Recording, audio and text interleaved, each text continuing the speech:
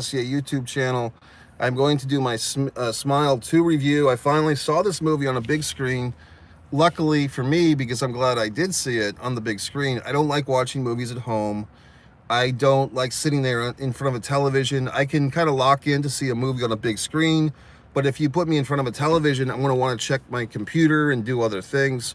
So, Smile 2, my review.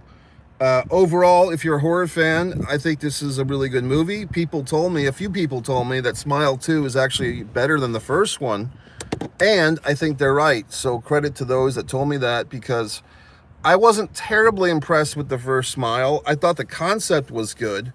There was actually a movie, I think, a horror movie from the late 80s. There was probably a couple where, I think Denzel Washington was in one of them, where there's like a character that's like singing a song from the 50s or something. And it's kind of like this virus, this mind virus that goes around making people killers in that movie from the late 80s. I'm trying to think of what it was, but I'm pretty sure Denzel was in it. And it was like a high-end kind of psychological horror slash drama. And there's been other movies like that where, some type of virus is going around to different people, capturing their spirit. And Smile, I think, is like that too. I mean, that's the whole concept of this movie. It's a metaphysical demon or a metaphysical spirit. I guess we have some explanations that we didn't have in Smile, the original Smile from a few years ago. We do have a manifestation. I guess I should say, before I go further, yes, I do recommend this one to the horror fans. You've probably seen it by now, though. If you were going to see this movie, you've probably already seen it, at least on the big screen. If you're wavering, if you were like me and you weren't terribly impressed with the first Smile, I would say that this one is better. I think the story here is interesting. How they do this one is that the Smile virus, or the whatever the fuck you call it, has gone on from a few different people from the first movie, and we pick up here 6 or 7 people later with this pop starlet who kind of there's a girl now that has a big pop song, a blonde, Carpentier or something, Sabrina or some such thing. But basically, you're Miley Cyrus, you're Britney Spears, you're Christina Aguilera, you're whoever the fuck of the moment. They're all pretty indispensable. Back in the 2000s, there was a lot of these blonde, pop singer types, you know what I mean? Even Brooke Hogan, was kind of one that didn't really work, but there was others that were, very similar in appeal. And this one is kind of like if any of them, she's kind of like a early Miley Cyrus, type, this character. What was the character's name? Cyan Rain or something like that.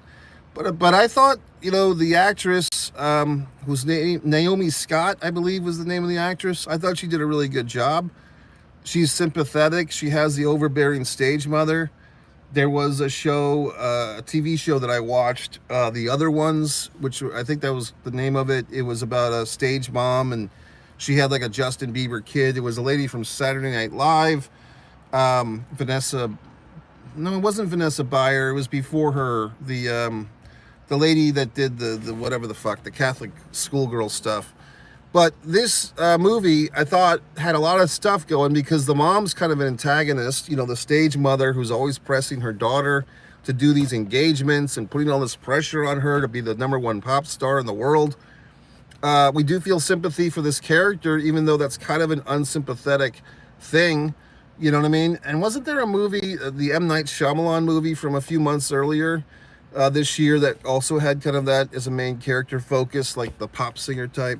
But in any regard, this movie I thought was good. I mean, I thought Smile 2, we do see the fear. We do see she's got personal demons. She has like an addiction to painkillers or sleeping pills or Vicodin. There's a car accident that gets referenced a lot. I kept thinking when I was watching the Smile 2, am I forgetting a bunch of stuff that happened in Smile 1? Because I just remember like the nurse in the hospital and stuff. I didn't do a refresh. I didn't go back and watch Smile 1 before I saw this one. I just went by memory, which is going back, I think, to, 2021 was when Smile came out, the first one. So, and I saw that one in Texas, actually. So this one, you know, I did like Smile 2. I do think it's better.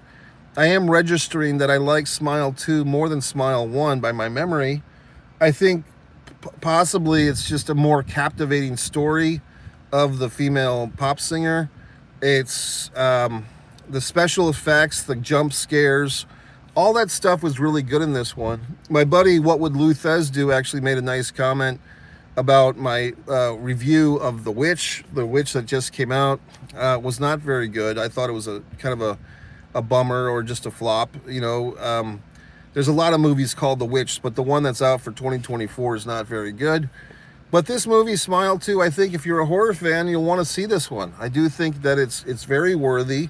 If you haven't seen it already and you want to see it on the big screen, I would suggest you go within the next several days. I don't think it's going to be around on the big screen much longer, not because it's not a good movie, just because there's so much turnover with these films. Where I live, thankfully, there is one Regal Cinema within 20 minutes of where I live.